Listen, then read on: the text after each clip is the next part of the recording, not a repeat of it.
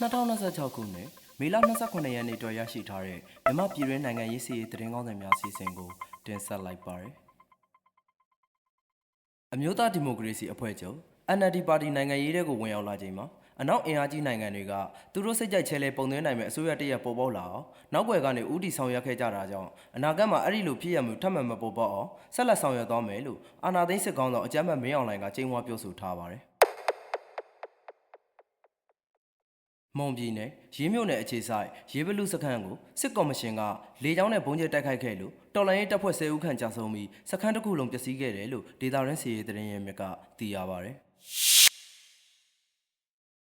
အေယာဝတီတိုင်းရေကြီးမြို့နယ်မှာအမျိုးသမီးတယောက်အပါအဝင်စစ်ဆောင်3ယောက်ကိုရေကြီးတရားရုံးကအကြမ်းဖက်မှုတိုက်ဖျက်ရေးဥပဒေတွေနဲ့ထောင်9နှစ်ထိချမှတ်လိုက်တယ်လို့တရားရုံးနဲ့နှိစက်သူတွေထံကသိရပါဗျ။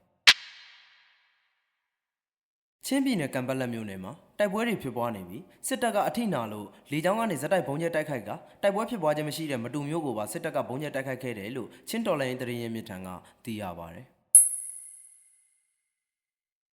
တနင်္သာရီတိုင်းလောင်းလုံးမြို့နယ်မှာစစ်တပ်ကပြည်သူအယောက်20ကိုလူသားတိုင်းဖြင့်ဖမ်းဆီးထားပြီးစစ်ကြောင်းထိုးနေလို့တော်လိုင်းရေးတပ်ကလိုက်လံတိုက်ခိုက်နေကတောင်းနဲ့ချီတဲ့ပြည်သူတွေလည်းဘေးလွတ်ရာထွက်ပြေးနေရတယ်လို့ဒေတာရင်းစီရေးသတင်းရင်းမြစ်ကသိရပါဗျ။